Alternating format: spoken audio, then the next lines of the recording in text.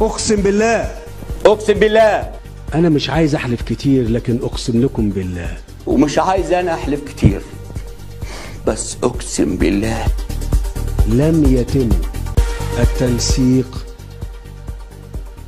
خارجيا مع اي دولة على اي امر، ان ما كانش بيننا وبين اي دولة خارجية اي تنسيق.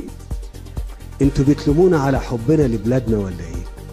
بتلومونا على حبنا لمصر ولا ايه؟ بتلومونا على حربنا على مصر ولا ايه؟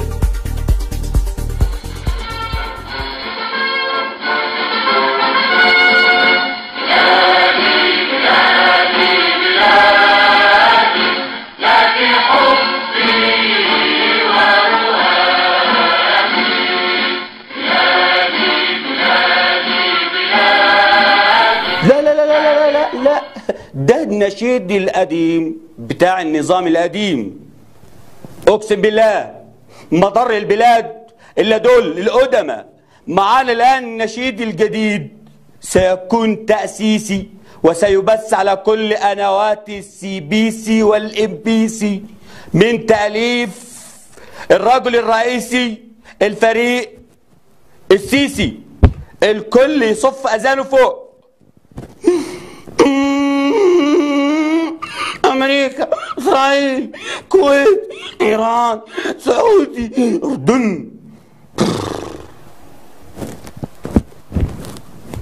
واللي معاهم علامة دول معانا علامة أحسن وأفضل.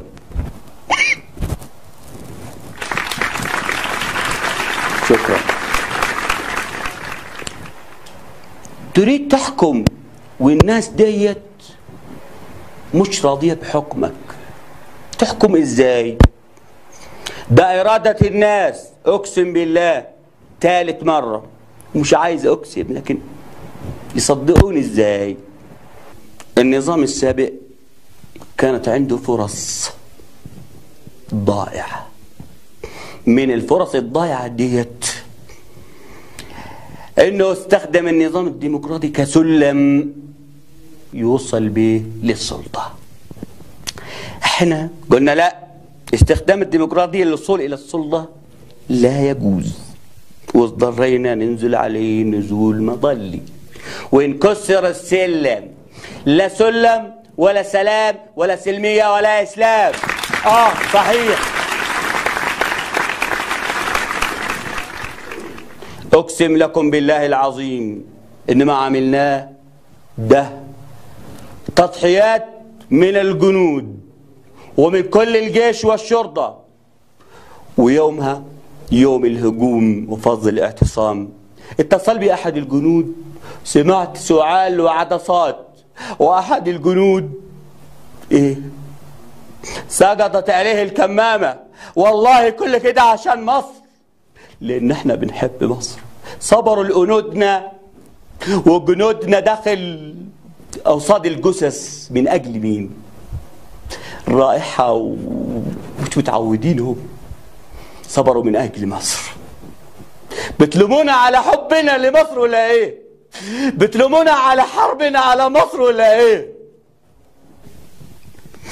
أقسم بالله، ومش عايز أنا أحلف كتير، بس أقسم بالله تاني وثالثة ورابعة لا، بس أقسم بالله العظيم الخامسة مش رابعة، إن ما كانش بيننا وبين أي دولة خارجية أي تنسيق. لا أبدا، ما كانش أي تنسيق بيننا وبين أي دولة خارجية، وإنما هم نسقوا وإحنا نفذنا.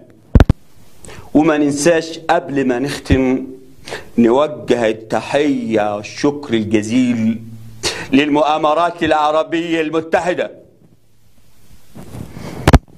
وكمان المملكة العربية السعودية. والشكر موصول للكويت والأردن ولكل الدول الخليجية اللي عارفين الديمقراطية كويس. آخر كلمة بقولها، مصر أمانة في رقابنا، وإحنا قد المسؤولية إن شاء الله. وانتوا عارفين إنها تعاني من ازدحام سكاني، واجبنا نخفف هذا الازدحام بكل الطرق الممكنة، ولو تعبنا شوية عشان مصر مش مشكلة. عندنا ذخائر لها عشرات السنين. ازاي؟ حرام تبقى وبقى لها اسابيع وتنتهي. لا لا لا لا لا، ضروري ننفذها، ضروري نشيلها. واحنا حريصين كل الحرص ان الناس ديت تعبر عن رأيها بمنتهى الحرية. صحيح، كل الناس تعبر عن رأيها، لكن مش في الشارع او الصحف او القنوات الفضائية او الاذاعات او المساجد. لا لا لا لا لا، لانه كده يؤثر على الديمقراطية. مش كده بس، يؤثر على صحة المتظاهرين، قد يؤدي للوفاة. أذكركم بالنشيد الوطني، الكل واقف صف زانك فوق. دول اللي معهم حركة الرابعة، لا معنا حركة تانية.